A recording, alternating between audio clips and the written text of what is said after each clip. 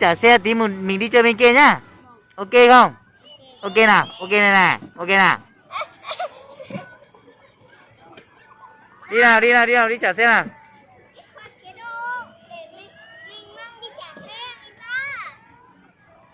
Cô chỉ tao ít xí hả lại phía bên giờ mù mua chế giả rồi lấy cho. Giờ mù chế nè. Chú chụp ảnh xong rồi. Một trả chế rồi. Thế giờ mùa chỉ bé to bé thế.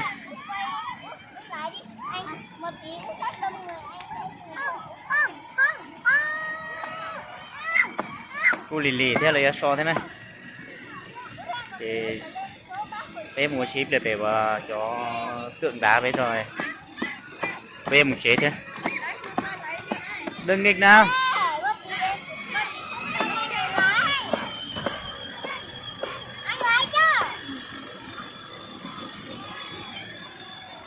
Thì sư bé một chỉ bé mà quay bé phải chăng này.